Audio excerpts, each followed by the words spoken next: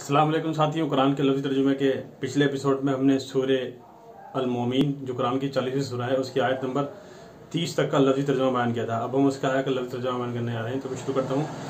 اعوذ باللہ من الشیطان الرجیم، بسم اللہ الرحمن الرحیم۔ جیسے حال ہوا قوم نوح اور عاد اور سمود کا جو ان کے بعد ہوئے، اور اللہ نہیں چاہتا اپنے بندوں کے لیے کوئی ظلم۔ اے میری قوم، میں تم پر چیخ و پکار کے دن سے ڈراتا ہوں۔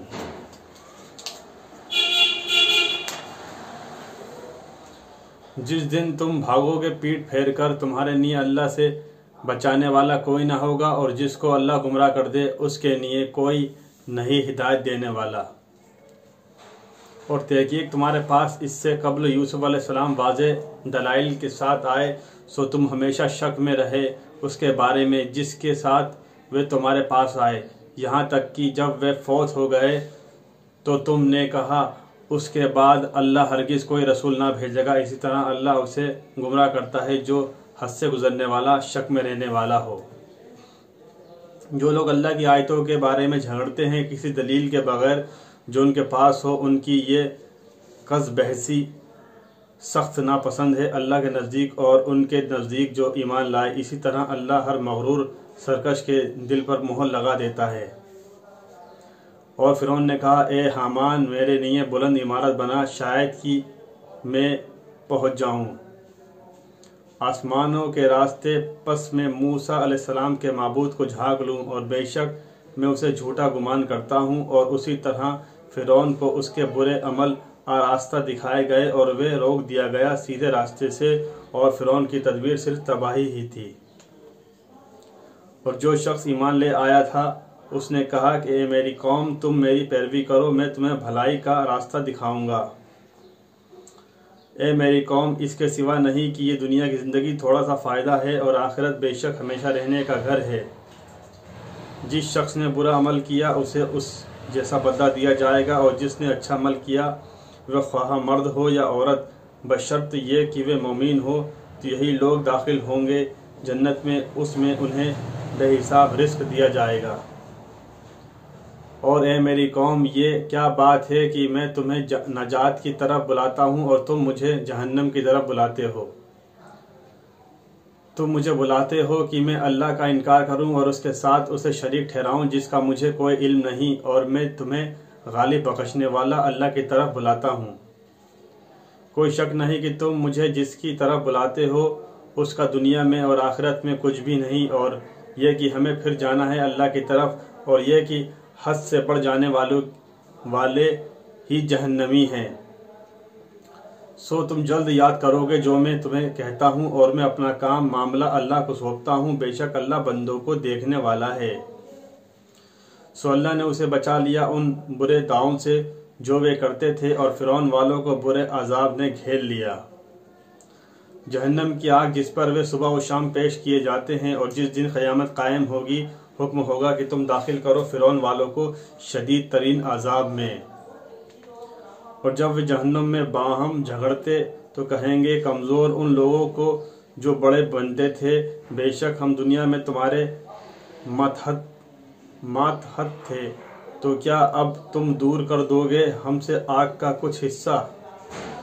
وہ لوگ جو بڑے بنتے تھے کہیں گے بے شک ہم سب اس میں ہیں، بے شک اللہ بندوں کے درمیان فیصلہ کر چکا ہے۔ اور وہ لوگ جو آگ میں ہوں گے وہ کہیں گے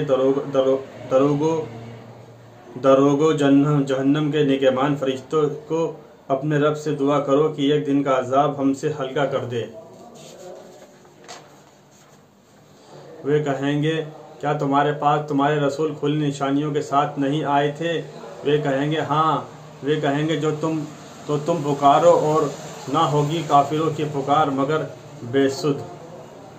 بے شک ہم ضرور مدد کرتے ہیں اپنے رسولوں کی اور ان لوگوں کی جو ایمان لائے دنیا کی زندگی میں، اور اس دن بھی جس دن گواہی دینے والے کھڑے ہوں گے، جس دن ظالموں کو نفع نہ دے گی ان کی اجر خواہی، اور ان کے لیے لعنت اللہ کی رحمت سے دوری، اور ان کے لیے برا گھر ہے۔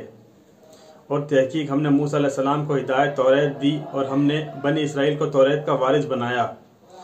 जो अक्ल मंदों के लिए हिदायत और नसीहत है। बस आप सल्लल्लाहु अलैहि वसल्लम सब्र करें, बेशक अल्लाह का वादा सच्चा है, और अपने कसूरों के लिए मग़फ़िरत तलब करें और अपने रब की तारीफ़ के साथ पाकीज़गी बयान करें शाम और सुबह। बेशक जो लोग अल्लाह की आयत में झगड़ते हैं बगैर किसी सनद के बगैर किसी सनद के जो उनके पास आई हो, उनके दिलों में तकब्बुर बढ़ाई की हवस के सिवा कुछ नहीं, जिस तक वे कभी पहुँचने वाले नहीं। बस अल्लाह की पनाह चाहें, बेशक वही सुनने वाला देखने वाला है। यकीनन आसमानों का और ज़मीन का पैदा करना लोगों के पैदा करने से बहुत बड़ा है, लेकिन अक्सर लोग समझते नहीं। और बराबर नहीं नाबीना और बीना, और ना वे जो ईमान लाए और उन्होंने अच्छे अमल किए, और ना वे जो बदकार हैं, बहुत कम तुम गौर और फिक्र करते हो। बेशक क़यामत ज़रूर आने वाली है, इसमें कोई शक नहीं, लेकिन अक्सर लोग ईमान नहीं लाते।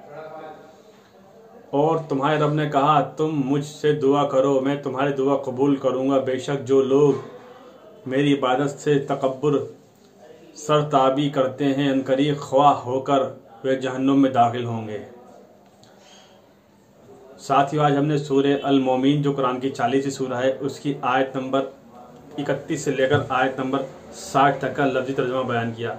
इंशाअल्लाह अगले एपिसोड में हम इस सूरह मोमिन को मुकम्मल करने की यानी कंप्लीट करने की पूरी कोशिश करेंगे।